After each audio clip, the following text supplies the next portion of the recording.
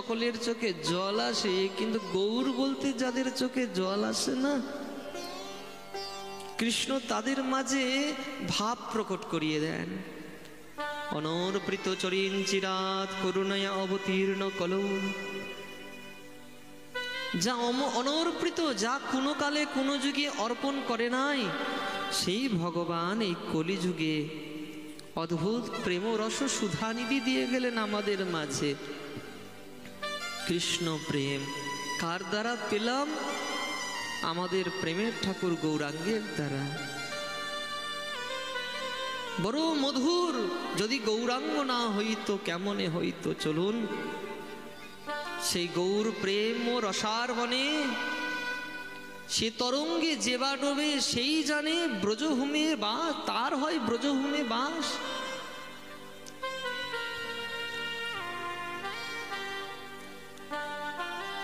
সেই গৌর প্রেমের দিব্য রসসুধা নিধি আমরা একটু পান করি, পান করে সামনে এগিয়ে যাই। চলুন ভাগবতে আমরা গৌরাঙ্গ প্রভুকে ডেকে নিয়ে আসি নাই, প্রথম অপরাধ এখানেই আমাদের।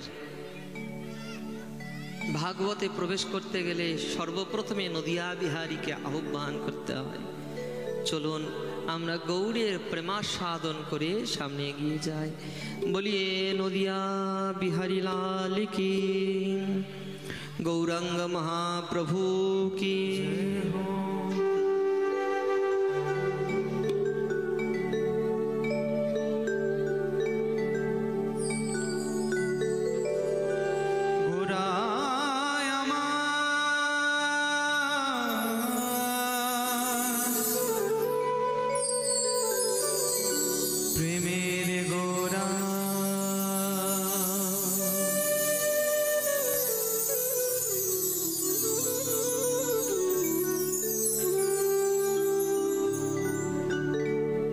गए गौरांग महाप्रभु की।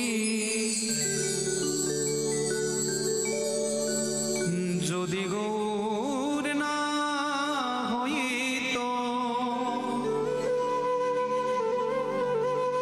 কেমনে হইতো, কেমনে ধরিতাম দে। আজকে যদি আমাদের মাঝে আমাদের গৌরাঙ্গ মহাপ্রভু আবির্ভাব না হতো, তাহলে এই রাধা কৃষ্ণের রসতত্ত্ব ভাব তত্ত্ব আমরা কিছুই বুঝতে পারতাম না। তাই পদকর্তা বলছে,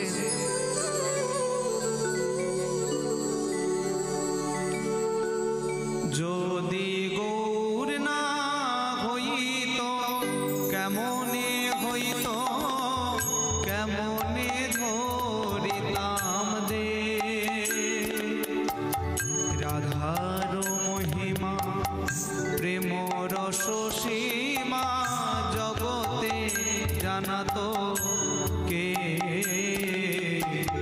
রাধার মহিমা প্রেম রস সীমা জগতে জানাতো কে।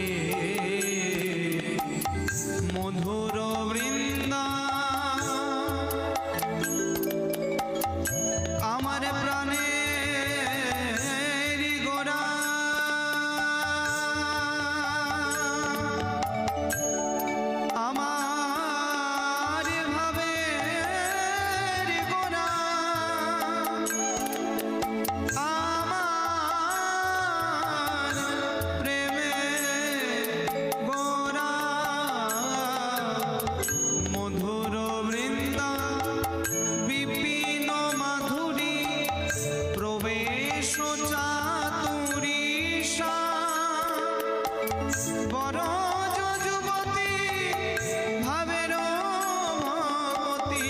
শপতি হইতো কার, শপতি হইতো কার। তোমরা গাও পুন পুন গৌরাঙ্গের গুণ সরল করিয়া। এ ভব সাগরে এমন দয়ালো না দেখি তো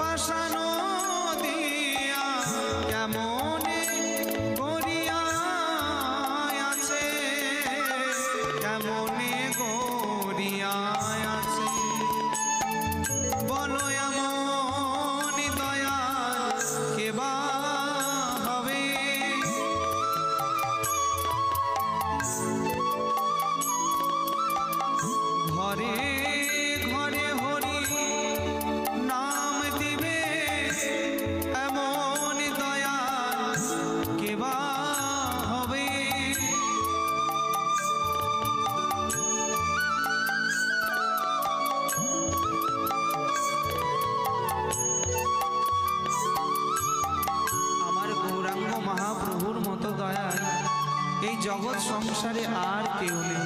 তাই পদকর্তা কি বলছে?